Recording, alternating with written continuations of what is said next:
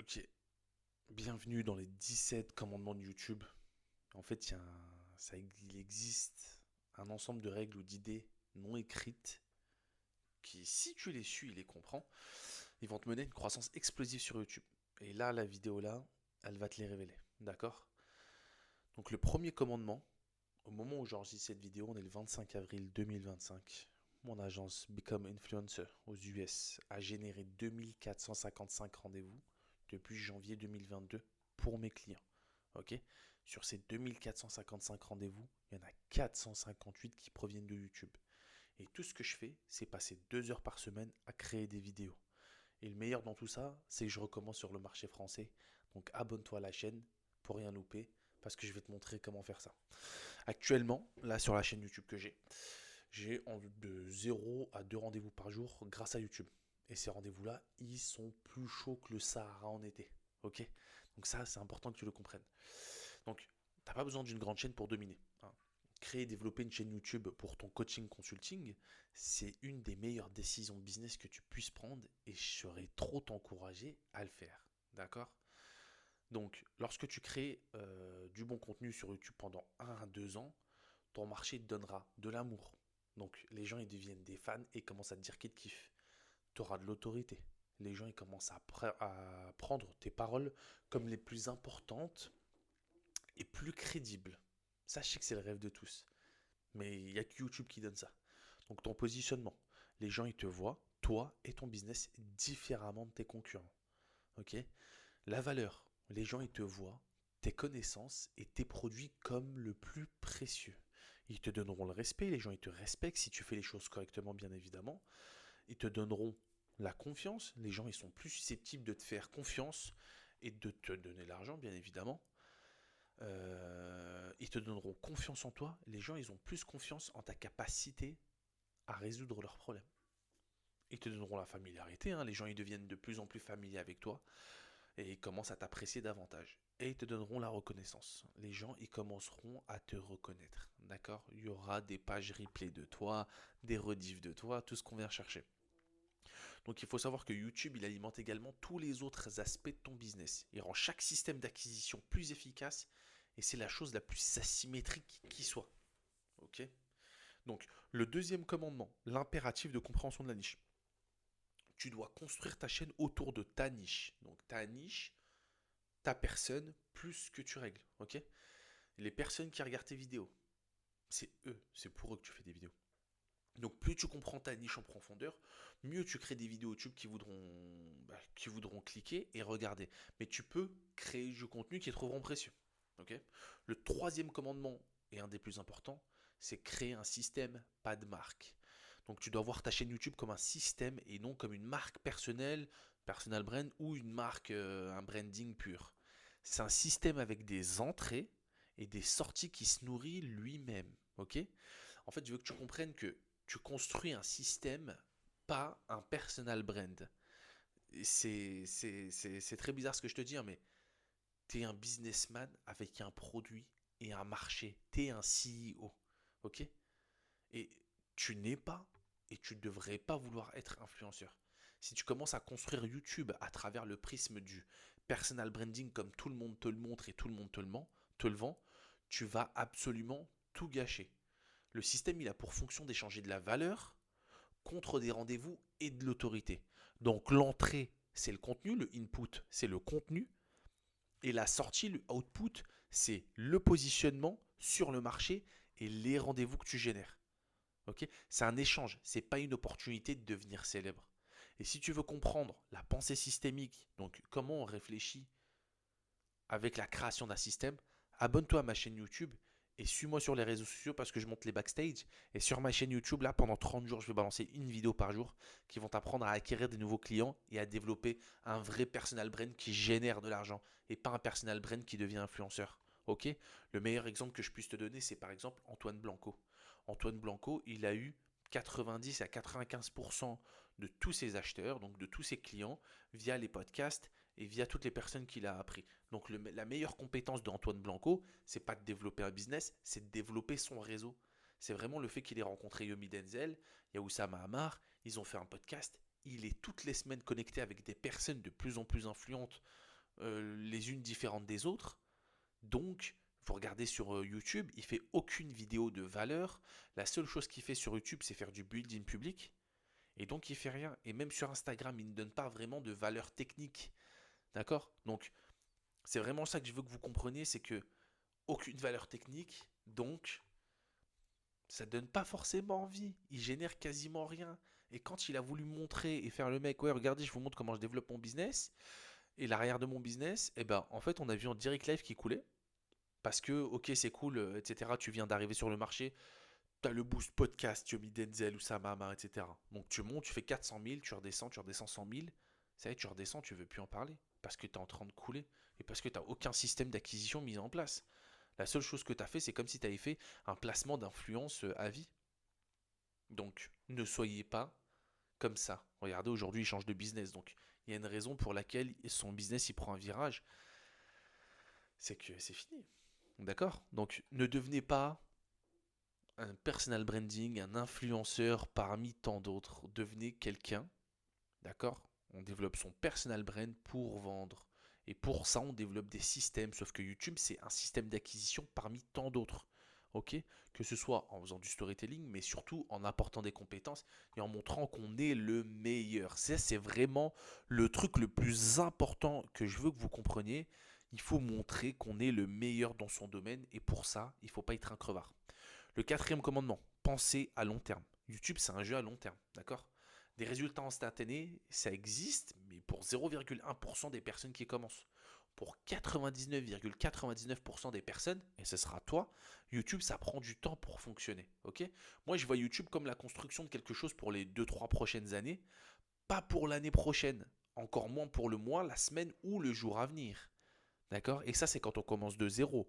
Vous pouvez bouger votre audience d'Instagram. Moi, par exemple, j'ai une petite audience sur X et une petite audience sur Insta via les Reels où je renvoie les gens, plus une base de données mail, d'accord, avec une newsletter, où je renvoie les gens regarder mes vidéos YouTube. C'est comme ça que j'ai réussi à générer mes premiers appels. C'est que y a des gens qui traînent dans mes followers qui prennent des appels parce que j'ai montré de la vraie valeur dans les vidéos YouTube. Ok? Donc, on n'est pas sur TikTok, on est sur YouTube.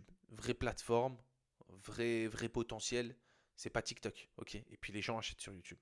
Donc, plus tu regardes loin dans le futur, et meilleures seront les décisions que tu prendras pour ta chaîne. Alors, ne t'attends à aucun résultat de ta chaîne avant au moins 1 à 2 ans.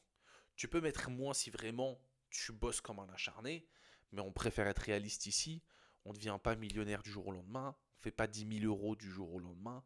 Il y a besoin de compétences, il y a besoin d'apprendre, il y a besoin d'essayer, d'itérer, de se cracher et surtout de faire tous les jours plus que les autres, d'accord?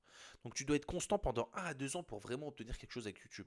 Et quand je parle de quelque chose, c'est vraiment générer, allez, facile 20-30 000 € par mois uniquement avec YouTube. Je te parle pas de faire 1000-2000 €, ça c'est possible de le faire dès le début, ok? Donc ma chaîne commence maintenant à décoller de manière exponentielle, ok? Elle décolle pas à cause de ce que je fais maintenant, elle décolle à cause du travail que j'ai fourni chaque jour pendant les 28 derniers mois de mon agence, ok? Donc là je recommence à zéro, mais je recommence à zéro avec le savoir-faire de 2 ans de travail acharné et des résultats concrets, d'accord? Sur un marché encore plus concurrentiel qui est le marché des États-Unis et d'Angleterre, ok? J'arrive sur le marché FR avec mon personal brand à moi. Avant, je bossais avec d'autres, donc c'est encore différent. Là, j'arrive moi avec mes couilles, mon couteau, mon micro, ma caméra et mes docs, mes scripts, etc. Ok? Donc, je vais tout vous montrer. Donc, n'hésitez pas à vous abonner. Je vais vous montrer comment je build un business de 0 à 20 000 € par mois de coaching consulting. Ok? Et surtout aussi, ma chaîne est en train de monter parce que donc il y a d'autres stratégies, hein. Il n'y a pas que poster de la vidéo YouTube, il y a vraiment des stratégies derrière pour que ça prenne comme il faut et pour avoir des rendez-vous. Et même avec moins de 200 vues, on peut générer des rendez-vous. Ok? Donc ne confonds pas un effet exponentiel immédiat avec une cause récente. Ok? Et ne sous-estime pas le pouvoir du temps et de la constance. Pour le cinquième pilier, servir ton public. Pour réussir, ta chaîne doit servir le marché en premier et te servir en second. Plus tu donnes, plus tu reçois. Et je serais trop insisté sur le cliché, mais donne 95% du temps et prends 5% du temps. Je te vois là, espèce de crevard, derrière ton écran. Tu es en train de regarder ma vidéo. Tu es en train de te dire, ouais, donne la valeur. Tout le monde te dit ça. Mais en fait, toi, tu comprends pas. Tu vois la formation que tu as en tête ou tous les documents de formation que tu as, si tu n'es pas prêt à les donner gratuitement, toi, la formation que tu as envie de faire payer 500 ou 1000 euros, juste formation, hein, pas de coaching. Ta formation que tu as envie de faire payer 1000 balles, si tu n'es pas prêt à dévoiler ça sur Internet, alors dans ce cas-là, tu n'es pas prêt à chiffrer. D'accord? Nous, on n'est pas là pour vendre de la formation, on est là pour vendre un accompagnement, on est là pour vendre des choses qui coûtent cher, du 1000, 2000, 5000, 10 000 euros, d'accord, pour un vrai accompagnement personnalisé, c'est-à-dire que ta formation est censée être gratuite, ok? Donc, do it yourself. Nous, on va du done with you. Donc, on le fait avec la personne. Donc, on apporte une expertise, on corrige, on a des années d'expertise. On peut donner un point de vue extérieur. Si la personne elle a juste ta formation, elle regarde, si elle ne chiffre pas, elle va dire que c'est de ta faute alors que tu n'as même pas mis ton nez dedans. Tu vois? Donc, prends conscience de ça, s'il te plaît. Donne, tu regardes ta formation, tu dévoiles tout sur Internet et après tu fais payer l'implémentation. C'est comme ça qu'on réfléchit, pas autrement. D'accord? Donc, le sixième, fontaine de valeur. Pour réussir, ta chaîne doit devenir une fontaine de valeur qui ne cesse de couler. Le contenu, il est précieux lorsqu'il offre une solution. Donc, il aide ton marché à résoudre un problème douloureux ou un problème futur potentiel. Il, il offre de l'information. Donc, il aide ton marché à acquérir des connaissances utiles ou intéressantes. Il offre une perspective. Donc, il donne au marché une perspective unique et nouvelle sur quelque chose. Il offre une compréhension. Il fait sentir au marché qu'il est compris et que quelqu'un le comprend. Donc ça, le storytelling, d'accord, c'est très important. Il offre de la motivation. Donc il motive le marché, il le rend enthousiaste ou excité à l'idée de travailler ou de faire quelque chose. Ok. Et pour les deux derniers, la résonance. Donc il rejoint le marché là où il en est et qui résonne avec lui.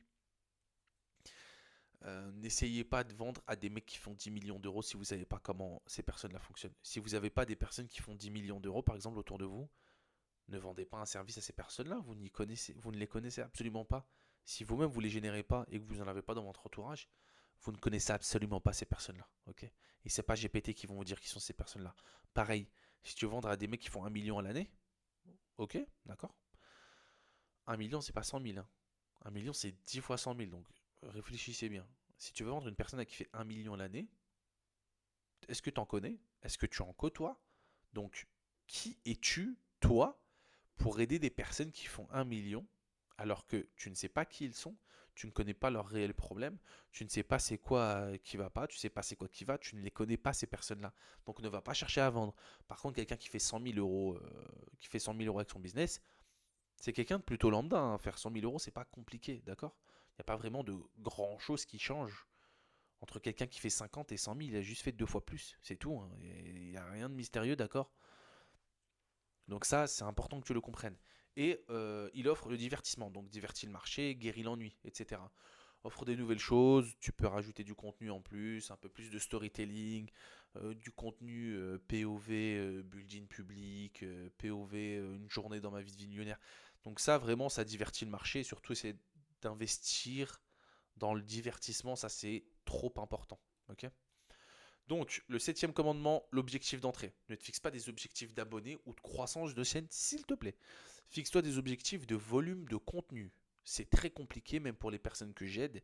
Ils sont forcément, tout le temps, les personnes qui font 2000, 3000 balles par mois, ils sont coincés dans le si je crée du contenu, c'est pour générer 10 000 euros par mois. C'est pas comme ça qu'on fonctionne, d'accord? Les objectifs, donc tes objectifs, ils doivent être alignés sur les entrées de ton système, pas sur les sorties. Ne pense pas à l'argent ou au rendez-vous que tu vas générer, pense à la qualité du contenu que tu vas fournir et au fait de fournir du contenu tous les jours et d'être tous les jours là. Pareil pour les DM, etc. Ok? Donc tu peux contrôler les entrées, tu peux contrôler ça, tu peux contrôler le nombre de contenus, la qualité de ton contenu, tu peux contrôler tout ça. Mais tu peux pas contrôler le nombre de rendez-vous ou les ventes que tu vas faire. Ok? Surtout si tu penses qu'à ça, tu contrôles pas ça, c'est un échec total. Donc si tu te fixes un objectif sur les sorties, ta position émotionnelle et donc ta constance sont à la merci d'un algorithme que tu ne peux pas contrôler. Mon seul objectif à moi, de base, c'est de créer 3 vidéos de qualité par semaine. Moi, j'ai abandonné tout attachement aux vues, aux métriques, aux commentaires, aux likes, aux abonnés, à la croissance, aux calls, aux rendez-vous. à l'argent, aux revenus, etc. J'ai tout abandonné. Mon seul objectif, c'est de me fixer, de me dire, ok, je dois faire 3 vidéos de fou pour ma chaîne, d'accord? Pour apporter de la qualité sur le marché et montrer que je suis le meilleur. Les gars, si vous reste ne serait-ce que 1 milligramme de testostérone dans votre corps d'homme, apparemment, s'il vous plaît, ayez des couilles de dire que vous voulez être le meilleur et faites tout pour. D'accord? C'est pas en postant des vieux tweets derrière votre écran où on vous voit jamais que vous deviendrez les meilleurs. C'est faux. Ça n'existe pas, ça. Et le marché français sur Twitter, X, c'est pas le marché américain. Le marché américain, il y a à manger, à boire, tout ce qu'on veut. Pour le B2B, B2B, B2C, on se comprend. Par contre, si vous pensez faire ça sur le marché français, faire 50 000 euros par mois sur X, un doigt dans l'œil. Très vite, très rapide, un doigt dans l'œil, hein. Je vous le dis direct. Donc, prenez votre couille. Si vous en reste une, hein, prenez-la. Prenez un peu de testostérone pour le peu qui vous reste. D'accord? On arrête des woke. On écoute 3 secondes de Donald Trump sur ce qu'il a à dire sur ça. Sinon, je suis pas d'accord avec tout ce qu'il dit. Et les gars, charbonnez pour devenir le meilleur et montrer au monde que vous êtes le meilleur. Et si vous ne savez pas montrer au monde que vous êtes le meilleur, alors dans ce cas, devenez le meilleur et ensuite vous le montrez. Et montrez que vous êtes en train de devenir le meilleur. Concentre-toi uniquement sur la création de très bonnes vidéos. Donc, fixe-toi un objectif pour le nombre de vidéos que tu vas créer ou une fréquence à laquelle tu vas les créer. Tu le respectes parce que tu es un homme de parole ou une femme de parole pour le peu de femmes qui me regardent, je sais qu'il y en a un petit peu. C'est la meilleure façon de rester émotionnellement stable avec YouTube. Ok? C'est vraiment la seule manière. C'est de se focus sur le nombre de vidéos que tu envoies et de le faire et de respecter sa parole. Si tu te mens à toi-même, t'es fichu, t'avanceras pas. Règle tes problèmes, arrête de te mentir. Si tu dis que tu balances une vidéo ce soir, tu le fais. Point. Il n'y a pas de. Je sais même pas pourquoi on discute encore. Je préférais même que tu mettes pause sur cette vidéo, alors que moi ça m'arrange, tu la regardes jusqu'à la fin. Je préférais que tu mettes pause cette vidéo, que tu ailles tourner une vidéo, que tu la postes tout de suite. Après reviens. Ça pourrait être pas mal. Ça pourrait être pas mal pour les prochaines vidéos que tu vas balancer. Mais vous avez compris. Moi là tout de suite, je vous dis, moi je focus sur 3 vidéos par semaine. Maintenant, on va puiser, on va devenir le meilleur. Là, pendant 30 jours, depuis le 22 avril, je poste une vidéo par jour. Là, j'ai zéro excuse. L'heure à laquelle je vous filme cette vidéo, il est 22h44. Ça va me laisser le temps de l'upload, de faire le titre, description, et après, c'est posté. Point, on n'en parle plus. Je la regarderai pas, je la regarderai plus tard. Dans 2 semaines, je regarderai la vidéo pour voir les stats. Ok? Le 8e commandement. Donc, formule du succès. Le succès sur YouTube, c'est quoi? C'est le click-through rate, donc le taux de clic sur les vidéos, multiplié par le temps de visionnage, plus la valeur multipliée par le volume. Tout ça, tu divises par le temps. D'accord? Donc, le CTR, donc taux de clic sur les vidéos, c'est faire en sorte que les gens y cliquent. Titre, la vidéo YouTube, miniature, qui donne envie de cliquer. Le temps de visionnage, combien de temps les gens regardent tes vidéos et faire en sorte qu'ils restent. Donc ça, c'est la qualité de ton contenu. C'est ce que tu vas présenter. Est-ce que ça donne envie d'écouter jusque la fin? Est-ce que c'est assez divertissant pour écouter et regarder jusque la fin? C'est vraiment ça le plus important. D'accord? Ensuite, la valeur. Lorsque ta vidéo donne à quelqu'un quelque chose dont il a besoin ou qu'il veut. Pour ça, revoyez vos personas, revoyez les personnes à qui vous voulez vendre, revoyez votre ICP, d'accord? Vraiment. Et vous savez ce que votre niche, donc le problème que vous avez, les personnes que vous ciblez, vous savez c'est quoi leurs besoins, vous savez ce que les personnes là veulent, donnez-leur. À la fin de la vidéo, ils vont se dire oh, ok, merci. Ok. L'autre, L'autre point très important, le volume, à quelle fréquence tu produis des vidéos de valeur. C'est simple. Ne t'attends pas à voir les résultats de une vidéo postée par semaine que quelqu'un qui en poste 3. Ça, c'est normal. Et sur YouTube, ça marche comme ça. Ne t'attends pas à courir plus vite que quelqu'un qui s'entraîne 3 fois plus que toi. C'est fichu. D'accord? Réfléchissez comme ça. Faites tout pour devenir le meilleur, sauf que pour devenir le meilleur, il faut faire ce que les gens n'aiment pas faire. exploser les limites, sortir du contexte. C'est comme ça que les hommes, ils deviennent influents. C'est comme ça que les grands hommes, ils se bastillent, ils se construisent.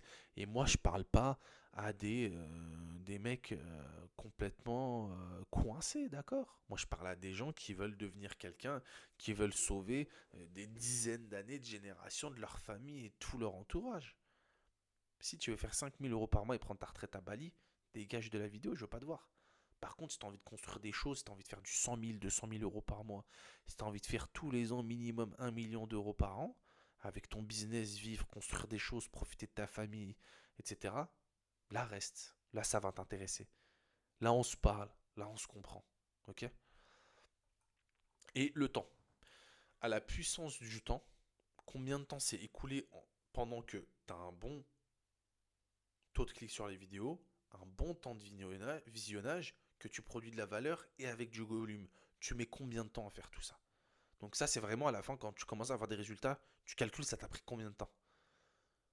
Et après, là, tu as ta formule du succès. Ok? Le neuvième commandement, le clickbait qui tient ses promesses. Pour pêcher, tu as besoin d'un appât, donc le titre et la miniature.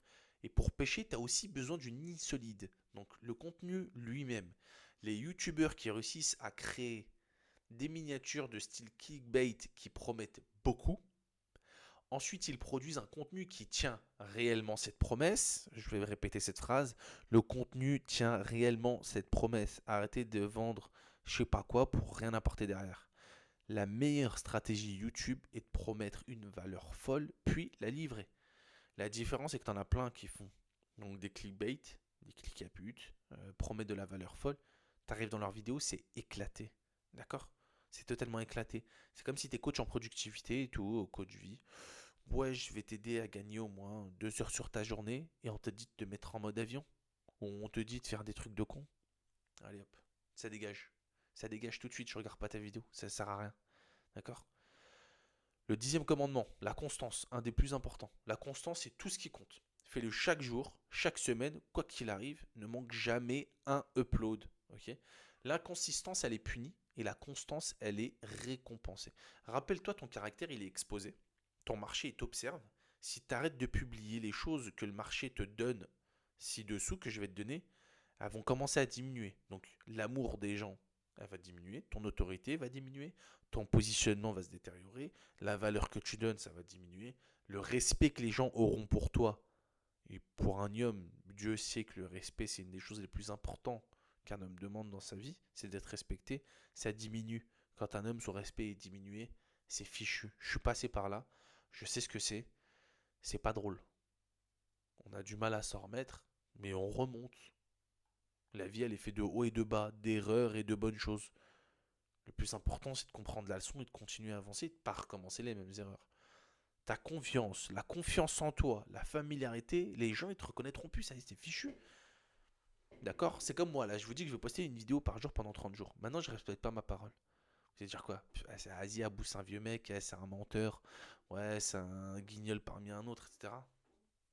Ok, mais vous aurez raison. Or, si je le fais vraiment, parce que je vais le faire, et il y aura la preuve, hein, bien évidemment, en fait là, vous allez tous être d'accord avec moi. Vous allez dire, ah ouais, putain, il a vraiment tenu faire une vidéo YouTube. Tout le monde dit que c'était compliqué. Lui, il est tous les jours show up. Ok? Donc, il est plus facile de se concentrer sur le fait de ne pas être inconstant que sur le fait d'être constant. Comme je vous ai dit, regardez pas les abonnés, regardez pas tout ça. Faites des vidéos, envoyez la sauce, c'est tout. C'est tout ce que vous avez à faire. Hein. D'accord? 11e commandement, la marge de sécurité des uploads. Ça m'a sauvé la vie plus d'une fois. Toujours avoir quelques vidéos d'avance sur ton planning. Ne jamais attendre la dernière minute pour créer une vidéo YouTube. C'est mon secret pour YouTube. Je suis le mauvais exemple. Là, on est le 25 avril. Je dois poster une vidéo pour le 25 avril. Il me reste 1h10 pour finir de tourner, supprimer 2-3 trucs, balancer la vidéo. Sachant qu'en ce moment, j'ai une connexion un peu de merde. Vous comprenez? Donc, moi de base, j'ai une marge de sécurité d'upload de 2 semaines. Je l'ai grillé, hein, je vous dis la vérité, mais je fonctionne comme ça. Je suis toujours en avance de 2 semaines. Donc, si quelque chose arrive et que je ne peux pas créer du contenu, je me casse la jambe ou quoi que ce soit, le système il continue de tourner. Ok, je peux pas te dire à quel point La punition de manquer un upload, elle est dévastatrice, mais ça peut sembler grave, mais tu paieras dans 10-20 ans. Ne poste pas aujourd'hui, tu vas pas poster demain, tu vas pas poster la semaine prochaine. Tu verras dans 10-20 ans, quand tu n'auras même pas le job que tu veux en tant que manager, tu viendras pleurer ou que tu feras encore 3 000 € par mois en tant que freelance parce que tu n'auras pas le choix. D'accord? Donc, le commandement 12 laisse la perfection à la porte. Tu sais de quoi je te parle. Là, tu sais de quoi je te parle. YouTube, c'est pas un endroit pour la perfection. Ton contenu, il n'a pas besoin d'être parfait. Les titres, les miniatures, les montages, les arrière-plans, etc. L'essentiel, c'est de faire. T'es un CEO, t'es pas un YouTuber. Donc, t'as pas le temps ou t'as pas l'énergie de perdre du temps à essayer de les rendre parfaits. Si tu regardes les premières 50 vidéos, tu verras qu'elles étaient loin d'être parfaites. Et ça, c'est pour n'importe qui. Vous regardez les premières vidéos d'Oussama Hamar, bah, ces vidéos, c'est juste une rediffusion d'une conférence. Yomi Denzel, pareil. Et ça, c'est tout le monde. Tout le monde, première vidéo, éclaté au sol. Pourquoi? Parce que c'est pas le plus important. Le plus important, c'est de poster. Après, quand tu grandis, tu montes une équipe. Là, tu peux balancer que de la qualité. Des belles miniatures. Regardez Iman Gadi. Belle miniature, belle vidéo, montage de fou, script, etc. Gros budget, gros oseille, grosse équipe. Mais avant, c'est pas d'équipe, un peu d'oseille, petite équipe, gros oseille. Voilà, ok. 13e commandement. Le temps est ton meilleur ami. Le temps est le meilleur ami d'un YouTuber, à condition que la constance soit présente. YouTube, c'est un jeu d'attente. Comme je vous ai dit, on n'est pas sur TikTok, c'est pas une plateforme de gamins, c'est pas une plateforme de car-source. Donc, les choses, elles viennent pas demain. D'accord? Sauf si tu as déjà une audience sur les réseaux que tu la renvoies sur YouTube. Là, oui, tu peux déjà avoir des résultats. Comme moi, j'ai eu. Mais c'est à échelle de ton audience. J'ai une petite audience. Donc voilà. 14e commandement, l'effet cumulatif. YouTube a une nature exponentielle. Les chaînes, elles peuvent soudainement exploser. Je vous donne l'exemple de Sam Soulek. Donc, YouTuber, Jim Bro, ok. Donc le mec, en fait, c'est simple, de 0 à 6 mois, il a posté tous les jours des vidéos de 2-3 heures, il a mis un titre de merde. Mais vraiment un titre, c'est même pas un titre, c'est juste une phrase. Ok. Il n'a pas fait de miniature, il postait ses rushs comme ça. La seule chose qu'il faisait, c'est qu'il prenait ce qu'il y avait sur la carte mémoire, il les empilait tous comme ça et il balançait. En fait, il a fait ça tous les jours. Tous les jours, il balançait des vidéos de 2-3 heures de sa journée qu'il filmait. Et puis voilà. Voilà.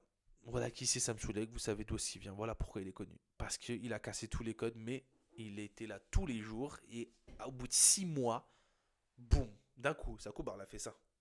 Incroyable. Donc, une croissance lente et linéaire, c'est ce qui est le plus normal.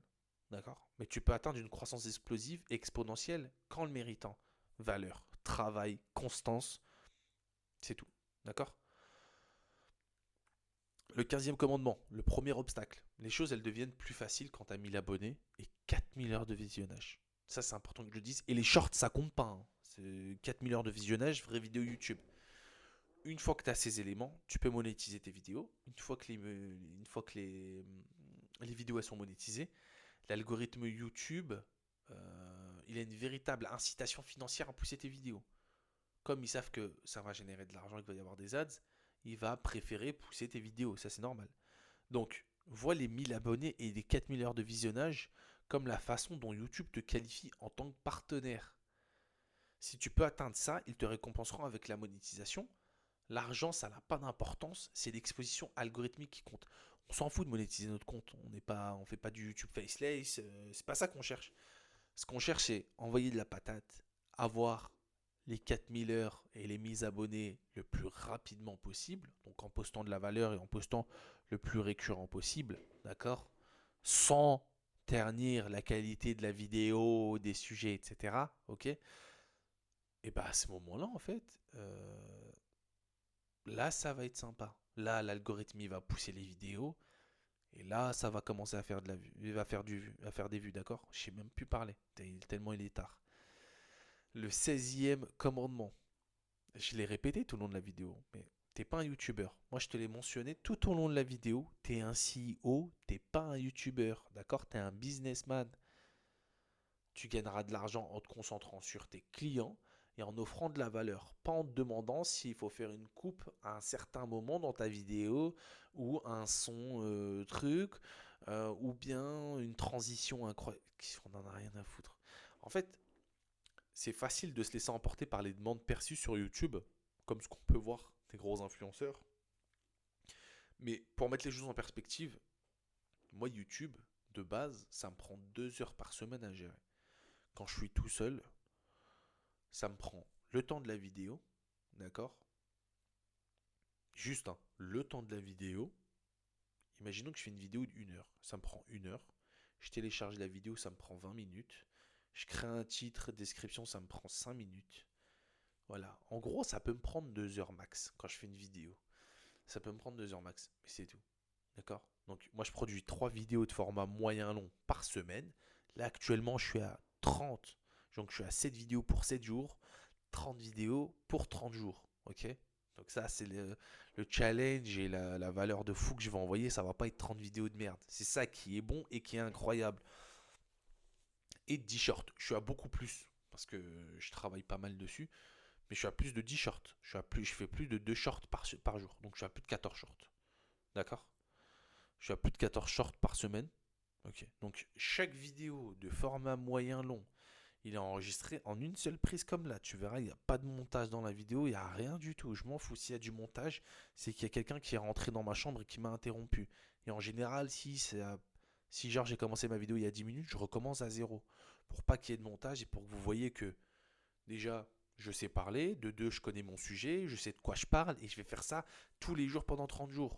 En complément de mon acquisition, de tout ce que je fais, hein, d'accord, du setting, des appels, des ventes que je génère, de la création d'autres contenus, ok? Donc du réseautage, de la vie privée qui me prend énormément de temps.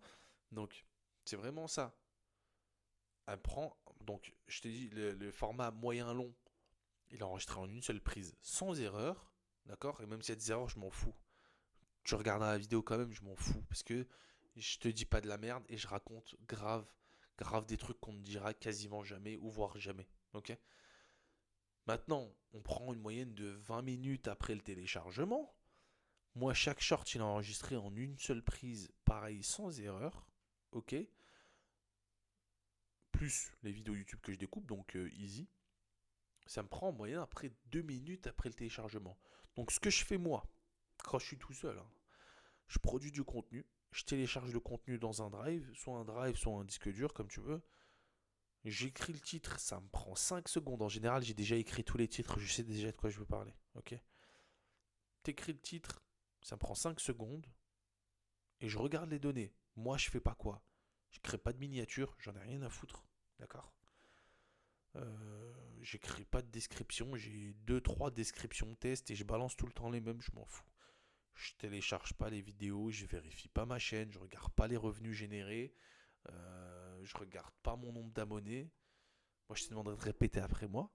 Je suis un CEO, un boss, pas un YouTuber. D'accord? Et le 17e et dernier, la machine à peser. Donc, je vais te faire une citation. À court terme, le marché boursier est comme une machine à voter. Il indique quelles entreprises sont populaires et impopulaires. À long terme, le marché boursier est comme une machine à peser. Il évalue la valeur de l'entreprise. Ça vient de Benjamin Graham, le mentor de Warren Buffett.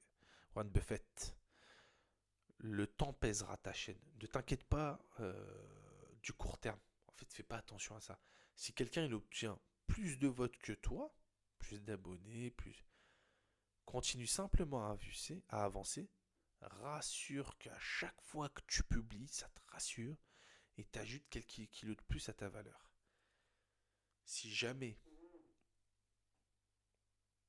tu as envie d'améliorer ton acquisition client, que tu as envie de développer une chaîne YouTube de fou malade, que tu as envie de montrer aux gens que tu es le boss en fait. C'est juste ça. Tu as envie de montrer aux gens que tu es le boss. Tu as envie d'exploser tes limites. T'en as marre de rester bloqué à 1000. Il y a même des fois où tu fais des 0 euros, 1000, 2000, 3000 euros par mois. Si tu as envie d'exploser et d'atteindre des 10, 20 000 euros par mois, premièrement, abonne-toi à ma chaîne. Parce que moi, je vais te montrer comment je vais les atteindre. Et cette année, hein, je ne te parle pas dans 15 ans. D'accord? Cette année, je vais te montrer comment j'atteins 20 000 euros par mois. Et si tu as besoin d'aide et que tu as un blocage ou que tu as besoin d'astuces pour quelque chose, tu peux réserver un appel dans le lien Calendly.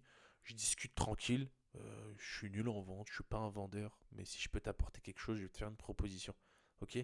Donc, abonne-toi, rest in peace, à demain, c'était Abou, ciao.